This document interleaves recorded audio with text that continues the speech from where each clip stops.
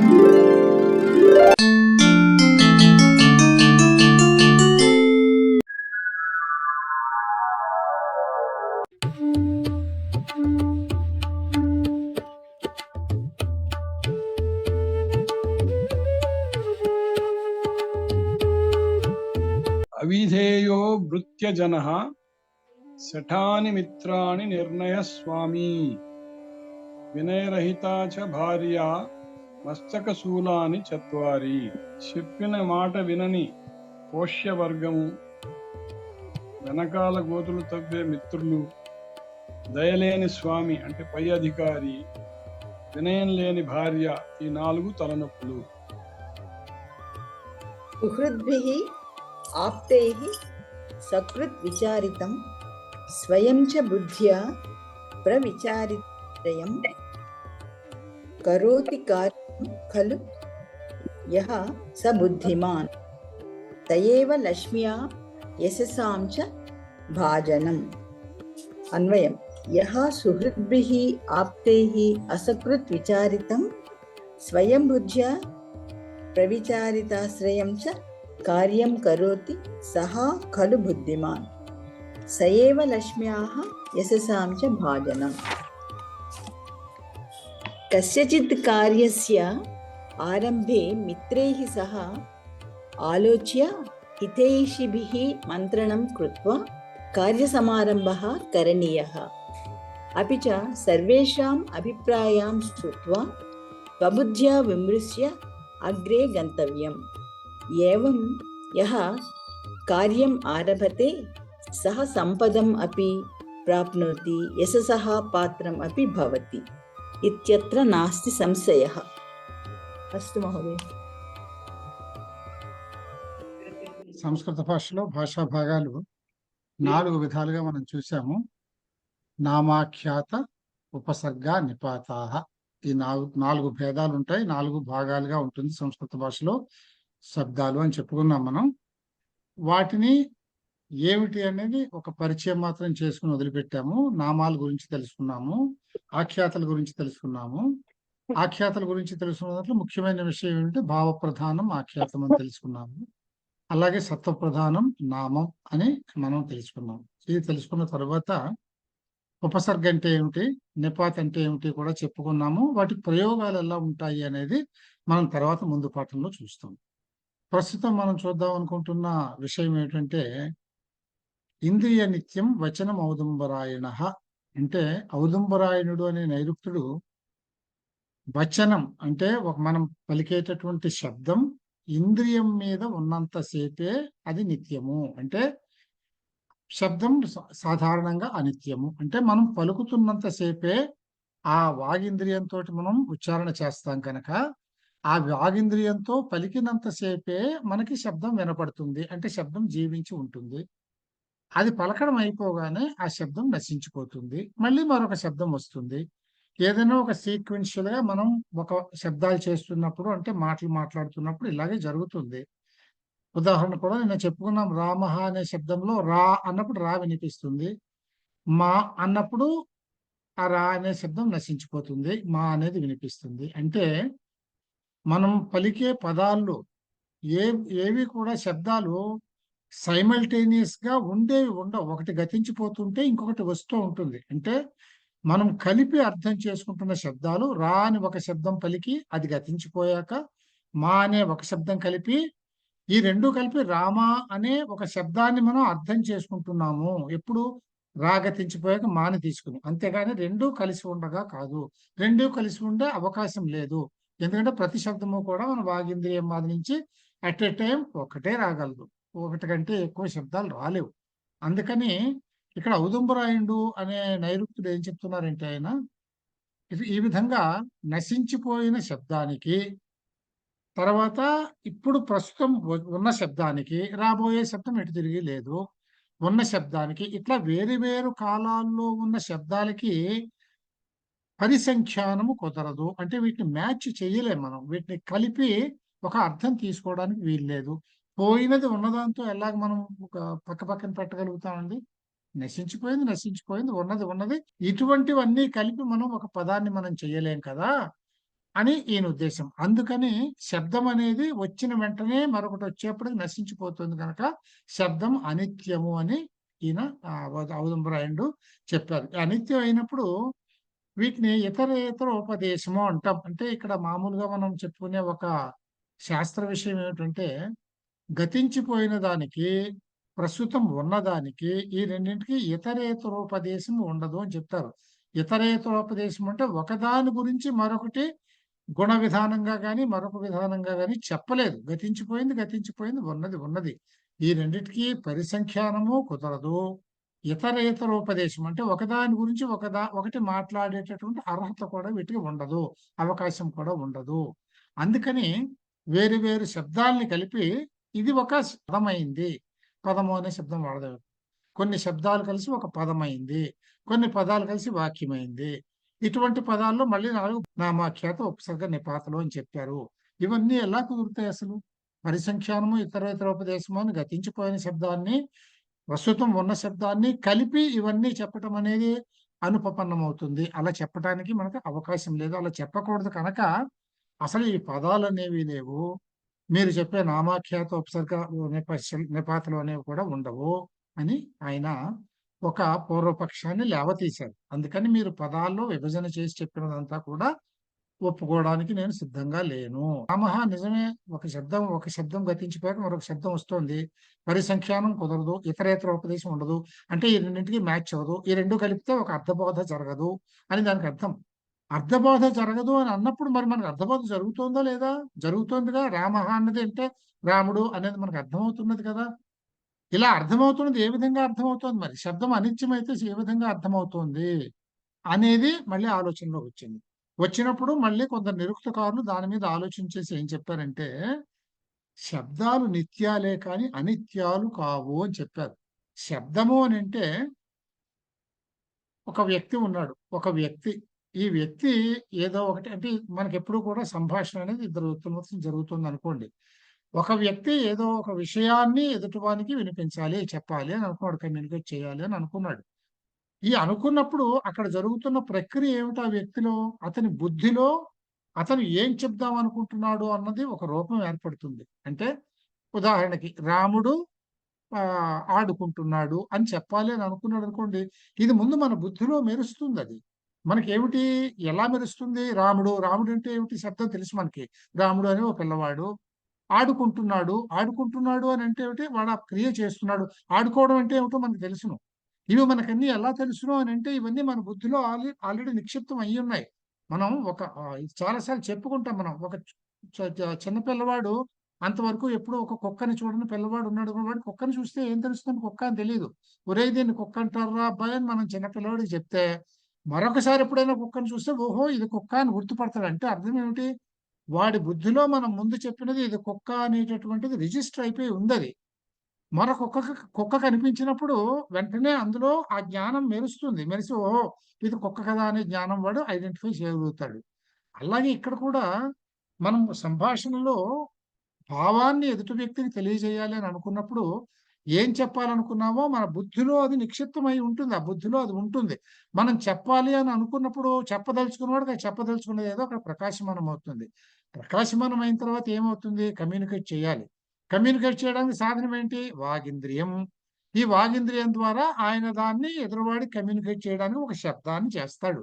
ఎందుకంటే అన్నిటికంటే శబ్దాల్ని చెయ్యడము అనేది సులభమైన విషయం కమ్యూనికేషన్ లో. The easiest manner of communication is only speech. మాట, శబ్దం ద్వారా ఈజియెస్ట్ కమ్యూనికేషన్ కనుక మన కమ్యూనికేషన్ లో మనం ఎక్కువగా ప్రయోగం చేసుకునేది శబ్దం ద్వారానే. ఈ శబ్దం ద్వారా ప్రయోగం చేసుకున్నాలి అనుకునేది అప్పుడు వ్యక్తి ఏం చేస్తాడు? తన బుద్ధిలో మెరిసిన భావాన్ని వాగింద్రియం ద్వారా శబ్దాన్ని ఎదురువాడికి కమ్యూనికేట్ చేయడానికి ఒక ప్రయత్నం చేస్తాడు. ఈ ప్రయత్నం చేయడం అంటే ఏమిటి? ఇది ఒక ప్రొసీజర్ ఉంది. ఈ ప్రొసీజర్ మనకి తెలుసును. మనకి కడుపులో అది ఒక శబ్దం బయలుదేరుతుంది. అక్కడ అది జనిస్తుంది. ఆ జనించిన శబ్దం అంటే మనం హృదయాకాశము అని అంటాం. ఆకాశము అని అంటే ఏమిటంటే ఒక బ్లాంక్ స్పేస్. ఇక్కడ హృదయాకాశం అంటే ఇక్కడ హృదయము అంటే హార్ట్, మామిడికాయ షేపులో ఉండే హార్ట్ అని అర్థం కాదు ఇక్కడ. ఇక్కడ హృదయము అని అంటే హృదయ ఆకాశం అంటాము, ఒక ఖాళీ ప్లేస్. అది ఎక్కడ ఉంటుందంటే ప్రతి వ్యక్తికి తన బొడ్డు దగ్గర నుంచి పైకి ఒక జానెడెత్తు దానిపైన ఒక బెత్తుడు పెట్టుకుంటే ఎక్కడుందో ఇంచుమించుగా ఈ స్థలానికి వస్తుంది. ఈ ప్లేస్ జస్ట్ మన చెస్ట్ మధ్యలోకి వస్తుంది. అక్కడ హృదయాకాశము అని అంటాం ఆ స్థానాన్ని.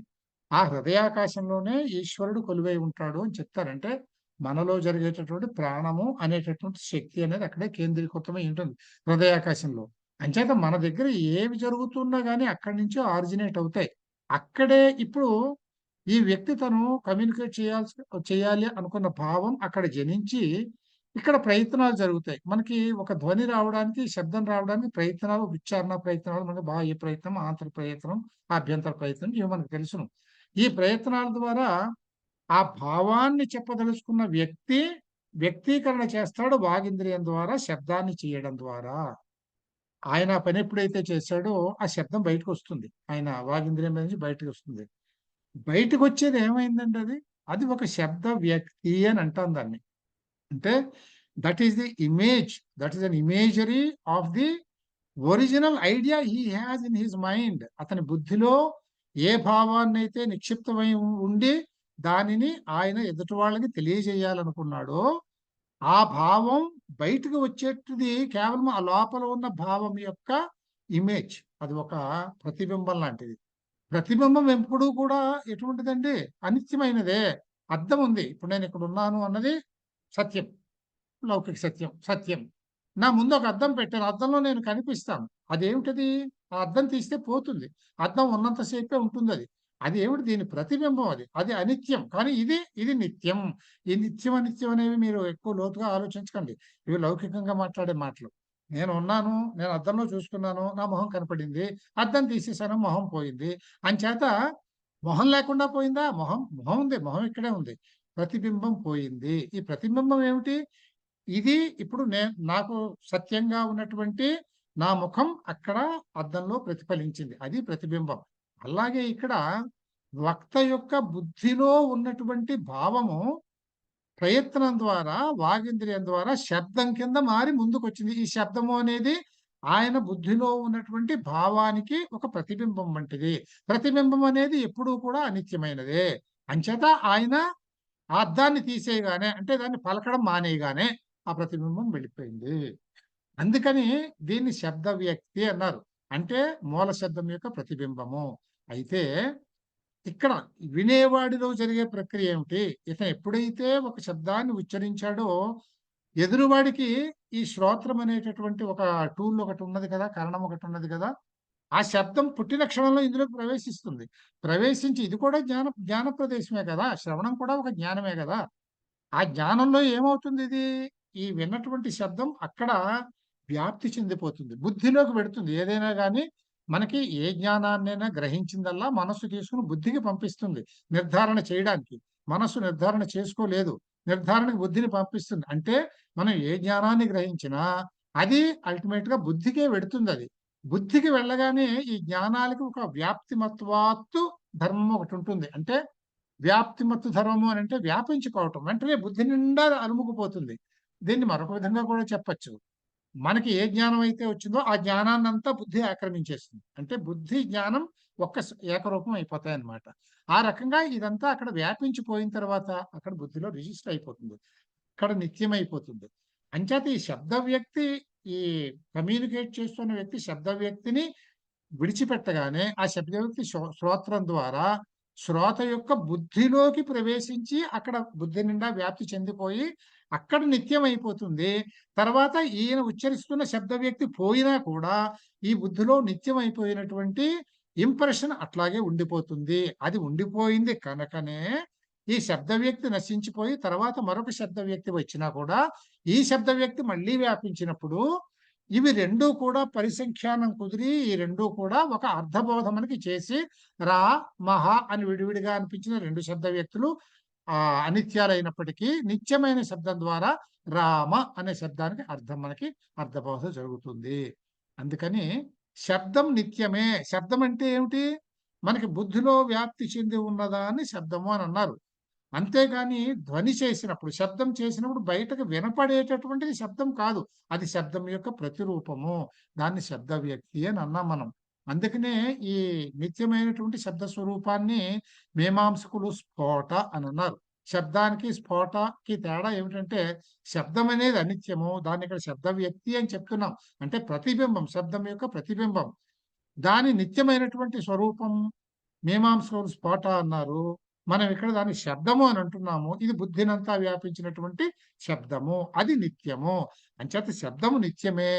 ఆ శబ్దం నిత్యమై బుద్ధినంతా వ్యాపించి నిలకడగా ఉన్నది కనుకనే ముందు వెనకలో వచ్చేటటువంటి శబ్దాలన్నింటినీ గ్రహించి మనకు ఒక మాట యొక్క ఒక పదం యొక్క శబ్దబోధని చెయ్యగలుగుతున్నది. ఈ రకంగా మనకి ఈ కమ్యూనికేషన్ అనేది జరుగుతుంది. కమ్యూనికేట్ చేయడము, రిసీవ్ చేసుకుని అర్థం చేసుకోవడం అనేదానికి కేంద్రం బుద్ధి. ఈ బుద్ధి అక్కడ శబ్దం శాశ్వతము. మనం ప్రయత్నంతో ఉచ్చరించి బయటకు పంపేది కేవలం శబ్ద వ్యక్తి, అంటే ప్రతిబింబం వంటిది. అది అనిత్యమే, కానీ అది శబ్దం కాదు. శబ్దము అనేది బుద్ధిలో నిత్యంగా వ్యాప్తి చెంది ఉన్నది శబ్దము అని చెప్పారు. ఈ విధంగా దీన్ని ఏమన్నారు అంటే వ్యాప్తిమత్వాత్తు శబ్దస్య అని చెప్పి నిరుక్తకారులు దీన్ని ఆలోచించేసి ఇలా చెప్పారు. ఎందుకంటే ఔదుంబరాయణుడిది కొట్టేయడానికి లేదు, పూర్వపక్షం మంచిదే, ఆయన పూర్వపక్షం రైజ్ చేసింది బాగానే ఉంది. అయితే మనకి అబ్జర్వేషన్ ఏమిటి, ఆయన పూర్వపక్షంలో ఒక పాయింట్ కనపడుతున్నప్పటికీ మనకు అర్థబోధ జరుగుతుంది కదా. మరి ఆయన చెప్పింది కరెక్ట్ అయితే, వ్యాలిడ్ అయితే అర్థబోధ కలగకూడదుగా. మనకి కలుగుతున్నది అంటే ఇది ఎక్కడో స్టోర్ అయ్యి ఉంది, ఆ ఉన్న బట్టే మనకు అర్థబోధ కలుగుతున్నది అనేది ఎలా జరుగుతుంది అని అడిగి వీళ్ళు ఈ సిద్ధాంతాన్ని చెప్పారు. దీన్ని వ్యాప్తిమత్ సిద్ధాంతము అని అనొచ్చును. శబ్దం యొక్క వ్యాప్తిమత్ తత్వము, వ్యాప్తి చెందేటటువంటి తత్వము కలిగినది శబ్దము. వ్యాప్తి చెందడం అంటే ఏమిటంటే బుద్ధిలోకి వెళ్ళి బుద్ధినంతా ఆవరించుకుని అక్కడ నిత్యంగా నిలకడైపోయింది, నిత్యంగా నిలబడిపోయింది అని అర్థం. అందుకనే మనకి అంటే ఇప్పుడు ఇక్కడ అవుట్ ఆఫ్ కాంటెక్స్ట్ అయినా కానీ అర్థం చేసుకునేందుకు మీకు వీలుగా నేను చెప్తాను. మనం ఇదివరకు చెప్పుకొని కూడా ఉన్నాం దీన్ని. మనకి అంతరంగం అనే దాంట్లో మనస్సు, బుద్ధి, అహంకారం కాక ఇంకొకటి చిత్తం అని చెప్తాం మనం. 4 అంటే ఇవి వేరు వేరు దర్శనాల్లో వేరు వేరు విధాలుగా చెప్పారనుకోండి. కానీ ఈ సందర్భంలో మనం చెప్పుకోవాల్సింది అంతరంగంలో ఉండేవి 4 భాగాలు: మనస్సు, బుద్ధి, అహంకారం, చిత్తం. బుద్ధి, చిత్తం ఒకటి, మనస్సు, అహంకారం ఒక పేరు. మనస్సు, అహంకారం ఒక పేరు, బుద్ధి, చిత్తం ఒక పేరు. మనస్సు అనేది సంకల్ప వికల్పాలు చేస్తుంది, నిశ్చయమైన అర్థాన్ని తీసుకోలేదు. అందుకని బుద్ధిని అడుగుతుంది. బుద్ధి నిశ్చయమైన అర్థాన్ని తెలుపుతుంది. బుద్ధి నిశ్చయమైన అర్థాన్ని తెలపాలంటే దానికి అసిస్టెంట్ ఎవరు? ప్రతిదీ బుద్ధి నిశ్చయంగా చెప్పాలంటే దానికి ఒక డేటాబేస్ ఉండాలి కదా, ఒక జ్ఞానం ఉండాలి కదా. మనం కుక్కను చూస్తే కుక్క అని అనుకున్నాం, ఆవుని చూస్తే ఆవు అని అనుకున్నాం. ఇవన్నీ మనకి బుద్ధి చెప్తోంది. మనస్సు తెలుసుకోలేదు, ఆవుని చూసి ఆవేనా అని దానికి అనుమానం, ఇదేనా ఆవు అని రకరకాల అనుమానాలు. వెంటనే బుద్ధిని అడుగుతుంది. బుద్ధి ఏం చెప్తుంది? తన పార్ట్నర్ చిత్తం అని ఉంది కదా, ఆ చిత్తానికి రిఫర్ చేస్తుంది. చిత్తం అని అంటే ఏమిటంటే అబ్సల్యూట్ గా చెప్పాలంటే మన మెమరీ చిప్ అనమాట. అది ఆ మెమరీ చిప్ లో మనం ఏ ఏ జ్ఞానాలను అయితే పొంది ఉన్నామో అవన్నీ నిక్షిప్తమై ఉంటాయి. ఎలా నిక్షిప్తమై ఉంటాయంటే మీకు అసలు ఒక మోక్ష స్థితి నుంచి మీరు మొట్టమొదటి జన్మం ఎప్పుడు తీసుకున్నారో ఆ క్షణం నుంచి ఈ క్షణం వరకు కూడా అన్నీ నిక్షిప్తమై ఉంటాయి అందులోను. దాన్ని మీరు రిట్రీవ్ చేసుకునే తెలివితేటలు బట్టి మీరు పూర్వజన్మల్ని కూడా తెలుసుకోవచ్చును. అలాంటిది కొంత దూరం వెనక్కి రిట్రీవ్ చేసుకోగలగబట్టే మన ఋషులందరూ కూడా వాళ్ళ పూర్వజన్మలు ఏమిటి, వేరు వేరు సిద్ధాంతాలు, విధానాలు, జరిగినటువంటి విశేషాలు అన్నీ వాళ్ళు దర్శించగలిగారు. ఎందుకంటే వాళ్ళు ఆ చిత్తంలో నుంచి వాళ్ళ ఏకాగ్రత ద్వారా రిట్రీవ్ చేశారు. మనకంత శక్తి లేదు. మనం కాసేపటి క్రితం జరిగిందే మర్చిపోతాం. ఇందాక ఎవరైనా ఏదైనా చెప్తే ఇప్పుడు మర్చిపోతాం. అది ఏమిటా, ఆయన ఎవరో కలిసారు, ఆయన పేరేంటి అని అంటాం. ఇట్లా ఉంటుంది మనకి. అయితే అవసరం లేదు కనుక అవసరం ఉన్న చోట మనం కూడా చూడండి. రేపు పరీక్షకు వెళ్తారు మీరు, పరీక్ష వెళ్ళిన తర్వాత పరీక్ష రాస్తున్నారు. ఏదో క్వశ్చన్ ఆన్సర్ మీకు టగటగా వచ్చేస్తుందా? రాదు. మధ్యలో ఒక క్షణం నట్టుతుంది. అప్పుడు ఆలోచిస్తాం ఇదేమిటి అని. ఆలోచిస్తున్నారు అంటే ఏమిటండి, మీ చిత్తాన్ని మీరు కెలుకుతున్నారు అన్నమాట. అందులో నుంచి రిట్రీవ్ చేయాలి, అందులో నిక్షిప్తమైన జ్ఞానాన్ని. అది మీరు చేస్తున్న పని. ఇలాగా బుద్ధి ఏం చేస్తుందంటే మనకి ఆల్రెడీ అక్కడ రిజిస్టర్ అయి ఉన్న జ్ఞానాల్లో నుంచి రిట్రీవ్ చేసి ఆ చిత్తం చెబుతుంది అన్నమాట. ఓకే, అవును ఇది ఇదే అని నిశ్చితంగా చెప్తే అప్పుడు బుద్ధి దాన్ని వెల్లడి చేస్తుంది. ఇది జరిగే విషయం. అంటే ఇప్పుడు ఇక్కడ ఏం జరుగుతుంది అనమాట, మనం ఏం చూసినా కూడా అదంతా కూడా చిత్తంలోకి వెళ్ళి నిక్షిప్తం అయిపోతుంది. చిత్తము అంటే బుద్ధికి చెప్పాలంటే జాయింట్ అన్నమాట. బుద్ధికి జాయింట్ లాంటిది చిత్తం. అందులో నిక్షిప్తం అయిపోతుంది. అందులో నిక్షిప్తం కానిది ఏదైనా ఉందనుకోండి, అది మనకి తెలియదు, ఐడెంటిటీ రాదు. ఉదాహరణకి మొట్టమొదటిసారి ఆవును చూసేవాడికి అది ఆవు అని తెలియదు. ఎందుకంటే వాడి వాడి డేటా బ్యాంకులో లేదు అది. ఎప్పుడు వస్తుంది మీరు ఒకసారి చెప్తే వాడికి అర్థమైపోతే అది డేటా బ్యాంకులో పడిపోయింది. ఆ తర్వాత ఇంకా వాడు జీవించినంత కాలం ఎప్పుడు చూసినా ఇది ఆవు అని చెప్పగలుగుతాడు. ఇదే విషయం. ఈ రకంగా బుద్ధి ఎప్పుడూ కూడా ఆ విషయాలన్నింటినీ కూడా జ్ఞాన స్వరూపాలన్నింటినీ నిక్షిప్తం చేసుకుని ఉంటుంది. అందుకని కమ్యూనికేషన్ అనే దాని విషయంలో ఇక్కడ నిక్షిప్తమై ఉన్నదే ప్రకాశమానం అవుతున్నది తప్ప కొత్తగా ఏమీ తెలియటం లేదు. ఇప్పుడు చెప్పదలుచుకున్న వాడి బుర్రలో ఏం చెప్పాలో నిక్షిప్తమై ఉన్నది, అది ప్రకాశమానమై ప్రయత్నం ద్వారా బయటకు వస్తుంది. వినేవాడి బుద్ధిలో కూడా అది ఉంది. ఎందుకంటే ఆయన మాట్లాడే మాటలని వీడికి తెలిస్తేనే కదా అర్థం వస్తుంది. ఈయన బుద్ధిలో కూడా అది నిక్షిప్తమై ఉంది. ఆ నిక్షిప్తమైనది ప్రకాశమానం అవుతుంది. అతని శబ్ద వ్యక్తి వచ్చి దాన్ని కొట్టినప్పుడు అది ప్రకాశమానం అయ్యి అర్థబోధ జరుగుతున్నది. ఇది ఎటువంటిదంటే, ఇప్పుడు ఒక కటిక చీకటి గది ఉందండి. కటిక చీకటి గదిలో నేను ఏదో ఒక వస్తువు పెట్టాను. నేను వస్తువు అక్కడ ఉంది, కటిక చీకటి పర్ఫెక్ట్. మీకు ఏమైనా కనపడుతుందండి? వస్తువు ఉందని కనపడుతుందా అండి? కనపడదు. అప్పుడు స్విచ్ వేయండి, లైట్ వేయండి. లైట్ వేస్తే వస్తువు కనపడుతుందా లేదా? వస్తువు అక్కడ ఉంది. అయితే అది కనపడాలి అంటే ప్రకాశమానం చేసేటటువంటి ఒక పద్ధతి ఉండాలి. దానికి మనం ఇక్కడ లైట్ వేసాం. అలాగే ఇక్కడ కూడా ఏమిటంటే, చెప్పదలుచుకున్నది చెప్తున్నవాడి బుద్ధిలో ఆల్రెడీ నిక్షిప్తమై ఉన్నది. అది ఎప్పుడు ప్రకాశమానం చేస్తున్నాడు అంటే, అతను ప్రయత్నం ద్వారా ప్రకాశమానం చేసి శబ్దధ్వనిని బయటకు వదిలిపెడుతున్నాడు, శబ్ద రూపాన్ని బయటకు వదిలిపెడుతున్నాడు. ఈ శబ్ద రూపం టార్చ్ బేరర్ అనమాట. ఇది టార్చ్ లాగా వినేవాడి శ్రోత్రంలోకి వెళ్ళి ఆయన బుద్ధిలో ఉన్నటువంటి జ్ఞానాన్ని ప్రకాశమానం చేసి అది కనపడుతుంది. అదే అర్థబోధ జరగడం అంటే. ఇది ఇక్కడ జరిగే ప్రక్రియ. అటువంటి విధానంలో ఇక్కడ మనకి ఈ భాష జరగడం అనేది జరుగుతున్నది కనుక శబ్దం అనిత్యము కాదు. శబ్దము బుద్ధి యందు వ్యాప్తి చెందే తత్వము కలిగినది కనుక, అనగా బుద్ధి యందు నిత్యం కాగల తత్వం కలిగినది కనుక బుద్ధి ఎప్పుడు శబ్దం ఎప్పుడు కూడా నిత్యమైనదే తప్ప అనిత్యము కాదు అని చెప్పారండి. ఇది వ్యాప్తిమత్వాతు శబ్దశ. ఇప్పుడు మరి శబ్దాల ద్వారా తెలుస్తున్నది కదా. వేదాలు ఉన్నాయండి. వేదాల్లో ఏమున్నాయండి? శబ్దాలు ఉన్నాయా? లేదు. ఉన్నవి శబ్దాలే. కానీ శబ్దాల్లాగా లేదు. ఇప్పుడు మన ఇద్దరం మాట్లాడుకున్నట్టు వేదం ఉండదుగా. వేదాల్లో మంత్రాలు ఉన్నాయి, దానికి నియమాలు ఉన్నాయి. మరి ఇలా ఎందుకున్నాయి వేదాలు? వేదాలలో మంత్రాలు ఎందుకు ఉండాలి? వేదాల్లో శబ్దాల్లో రాసి ఉండొచ్చును కదా, వచనం రాసి ఉండొచ్చు కదా. ముందు మంత్రాలు ఎందుకు రాశారు అని అంటే, దానికి సమాధానం ఏం చెప్పారంటే, మన మనుష్యులం ఎలాంటి వాళ్ళం అంటే, వీళ్ళంతా కూడా ఫ్యూచర్ ని బాగానే ఊహిస్తారు. మన పూర్వీకులు తక్కువేం కాదు. మనకి రాను రాను మనకి అజ్ఞానం ఎక్కువైపోతుంది. అంటే మనం ఇప్పుడు శబ్దాల కిందనే రాస్తే, ఒక శబ్దము అని అంటే ఒక్కొక్కళ్ళు ఒక్కొక్క రకంగా పలుకుతారు. పలికినందువల్ల ఏమైపోతుంది? నిన్న మనం చెప్పుకున్నాం కదా, పలికినందువల్ల ఏమైపోతుంది? రూపం చెడిపోతుంది. రూపం ఎప్పుడైతే చెడిపోయిందో, మీరు శబ్దాలుగా పలికేది ఎందుకు పలుకుతారండి? ఒక యజ్ఞం చేస్తున్నారు అంటే కర్మకాండలోనే కదా వచ్చేది ఇది. ఒక యజ్ఞం చేస్తున్నారు, ఒక మంత్రాన్ని ఉచ్చరించుతున్నారు. ఆ మంత్రము అని అంటే పోనీ శబ్దాల్లో ఎందుకు ఉండకూడదు అన్నప్పుడు, శబ్దాలే ఉన్నాయనుకోండి, శబ్దాన్ని ఉచ్చరించాలి. ఆ శబ్దాన్ని ఒక పద్ధతిలో ఉచ్చరిస్తేనే మీరు అక్కడ ఆహ్వానిస్తున్నటువంటి దేవతలు వచ్చి అక్కడ పరివేష్టితం అవుతారు. ఆ దేవతలు ఆ యజ్ఞపీఠం మీద పరివేష్టితం అయినప్పుడే మీరు చేసిన యజ్ఞం యొక్క ఫలితం మీకు దక్కుతుంది. మీరు అన్ని దుశ్శబ్దాలు, సరిగా శబ్దాలను సరిగ్గా ఉచ్చరించకుండా, ఎందుకంటే మనుషులకి జ్ఞాపక శక్తి తక్కువ, ఉచ్చారణ శక్తి తక్కువ, ట్రైనింగ్ తక్కువ. ముఖ్యంగా ట్రైనింగ్ కూడా ఉండకపోవచ్చును. అందరూ ఒకలా పలకరు, స్లాంగ్స్ మారిపోతాయి. వీటన్నిటి వల్ల శబ్దాలను అందరూ ఒకలా పలకరు. అంటే అసలు శబ్దానికి పలకవలసిన విధానం అంటూ ఒకటి ఉంటే, ఆ విధానంలో పలకరు. ఆ విధానంలో పలకనప్పుడు మనం ఆశించిన దేవతలు అక్కడ పరివేష్టితం కారు. కానప్పుడు మీరు చేసిన యజ్ఞం యొక్క ఫలితం మీకు దక్కదు. చేసి ప్రయోజనం ఏమిటి?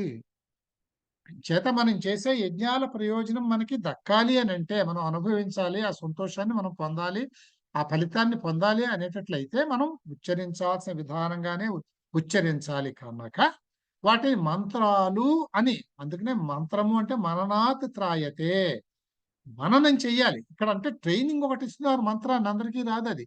అది ఎలా ఉచ్చరించాలి, ఎంతసేపు ఉచ్చరించాలి, దీనికి అంతటికీ మనకి శాస్త్రం ఉంది కదా, మళ్ళీని వేదాంగం ఉంది కదా. ఆ శిక్ష వేదాంగం ప్రకారం మీరు దాన్ని ఎలాగైతే దాన్ని ఉచ్చరించాలో ఇందులో మీరు ట్రైనింగ్ తీసుకుని ఉచ్చరించాల్సిన విధంగా ఉచ్చరిస్తే ఆ దేవతలందరూ అక్కడికి ఉపవేశితమైతే అప్పుడు మీకు ఆ యజ్ఞం యొక్క ఫలితం మీకు లభిస్తుంది. అందుకని వేదాల్లో మంత్రాలు ఎందుకున్నాయి మామూలు శబ్దాలు రాయకుండా అని అంటే దానికి విధానాన్ని ఈ విధంగా చెప్పారు అన్నమాట. తర్వాత ఇప్పుడు వచ్చేది షడ్భావ వికారాహ. షడ్భావ వికారాహ భవంతి ఇది వార్ష్యాయణి. అంటే వార్ష్యాయనుడు అనేటటువంటి ముని ఆయన ఏం చెప్పారంటే షడ్భావ వికారము అంటే ఒక భావము అని మనం చెప్పుకున్నాం కదా, ఒక భావ నిరూపణము, ఒక క్రియ జరుగుతున్నది అంటే ఒక చర్య జరుగుతున్నది అంటే ఒక జీవితం నడుస్తున్నది అనుకుందాం మనం. ఇక్కడ ఎంతసేపు శబ్ద భ్రమలాగా ఆలోచించుకుంటే మనకు అర్థం అవడానికి సులభం అవుతుంది. ఇక్కడ శబ్దాలనే మీరు విజువలైజ్ చేయాలి, అర్థం చేసుకునేటప్పుడు వ్యక్తుల కింద అర్థం చేసుకుందాం, అప్పుడు మనకి చాలా ఈజీగా అర్థం అవడానికి బాగుంటుంది అది. అందుకని ఇక్కడ ఒక ఒక జీవితం గడుస్తున్నది అని అంటే ఒక భావ నిరూపణం జరుగుతున్నది అని అంటే దీనికి 6 రకాలైనటువంటి వికారాలు. వికారం అంటే మార్పు అని అర్థం. 6 రకాలైన మార్పులు ఉన్నాయి అని అర్థం అన్నమాట. ఈ 6 రకాలైన మార్పులు ఉన్నాయి అని షడ్భావ వికారాలు అని చెప్పారు. అంటే ఒక జీవితంలో 6 రకాల మార్పులు జరుగుతాయి. ఏ జీవైనా అంతే, శబ్దం విషయంలో కూడా అంతే. శబ్దం విషయంలో కూడా ఇదే 6 దశలు ఉంటాయి. 6 దశలు. ఈ 6 దశలు ఏమిటి అని చెప్పారంటే జాయతే అస్తి విపరిణమతే వర్ధతే అపక్షీయతే వినశ్యతి ఇది. జాయతే అస్తి విపరిణమతే వర్ధతే అపక్షీయతే వినశ్యతి. శబ్దం పుడుతుంది అంటే ఇతని వక్త యొక్క ప్రయత్నం చేత శబ్దం పుడుతుంది. పుట్టిన తర్వాత అస్థి ఉంటుంది. ఉండి ఏం జరుగుతుంది? విపరిణామతే మార్పు జరుగుతుంది. అంటే మీరు బాహ్య ప్రయత్నం వల్ల అది బయటకు వచ్చేటప్పుడు అంటే ఆభ్యంతర ప్రయత్నం వల్ల పుడుతుంది.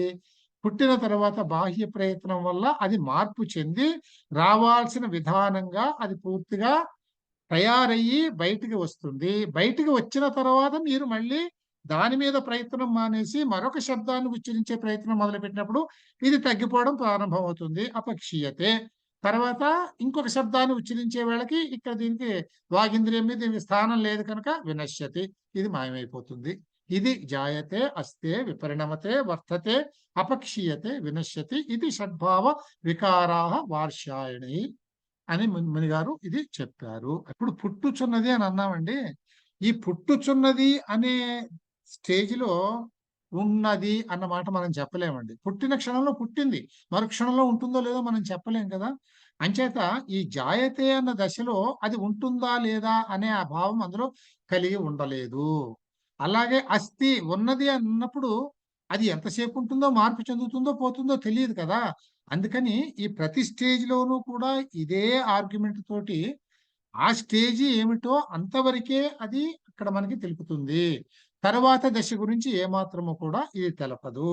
దీన్నే ఇక్కడ ఏం చెప్తామంటే జాయతే అంటే ఈ శబ్దము ఆయా కార్యముల పుట్టుకను ప్రారంభము నుండి ఫలప్రాప్తి వరకు. ప్రారంభము నుండి ఫలప్రాప్తి వరకు అంటే మనకి పిండోత్పత్తి దశ నుంచి బయటకు వచ్చే వరకు అని అర్థం. మన విషయంలో అయితే, శబ్దం విషయంలో అయితే మీకు ఆభ్యంతర ప్రయత్నం ప్రారంభం చేసిన దగ్గర నుంచి అంటే మీ హృదయాకాశంలో శబ్దోత్పత్తి ప్రారంభమైన దగ్గర నుంచి ఫలప్రాప్తి అది తయారయ్యే వరకు ఉండేది అది జాయతే. ఈ అవస్థలో నా సత్ జాయతే అంటే ఇక్కడ ఇది ఒక సేయింగ్ అనమాట. నా సత్ జాయతే అంటే నా అసత్ జాయతే. అసత్ అంటే లేనిది, సత్ అంటే ఉన్నది. ఎప్పుడు ఉన్నదే ఉంటుంది కానీ లేనిది పుట్టదండి. ఇప్పుడు మనం ఆకాశ పుష్పము అంటాం, ఆకాశ పుష్పం ఉంటుందా? ఉండదు. అది లేదు కనుక అది పుట్టదు ఎప్పటికీ. దాన్ని మనం ఎప్పటికీ చూడలేం. మన భాషలో నడుస్తుంది ఆకాశ పుష్పము గొడ్రాల బిడ్డ అని, కానీ అవి మనం చూడం, ఎందుకంటే అవి భాషాపరంగా నడుస్తున్నాయి. దీనికి నా సత్ జాయతే అనేదాన్ని ఇవి న్యాయాలు అని అంటాం మనం. న్యాయశాస్త్రంలో చెప్తారు దీన్ని. నా అసత్ జాయతే, సత్ కానిది ఏది కూడా పుట్టదు అంటే ఇక్కడ ఏమిటి?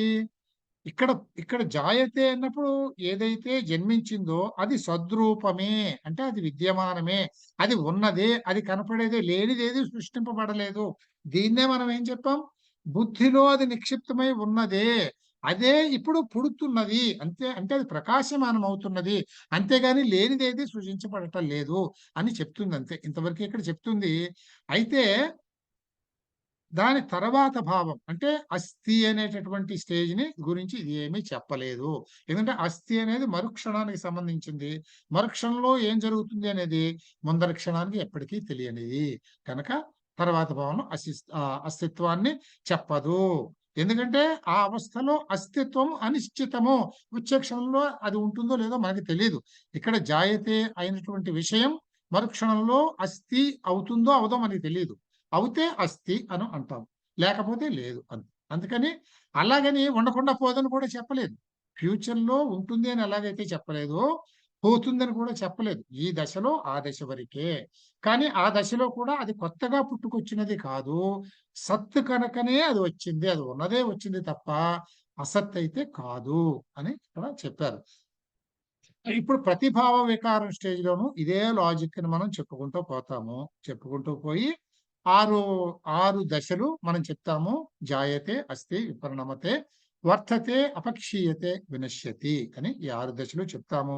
వీటిని షడ్భావ వికారాలు అని అంటాం. ఇది చాలా ముఖ్యమైనటువంటి టాపిక్. ఏమండి, స్టాప్ చేసుకుందాం అండి ఇక్కడికి ఇవాళకి. ఓకేనండి, ఏమంటారు దీన్ని? భక్తులందరూ నిద్రావస్థలో ఉన్నట్టున్నారు. ఒకసారి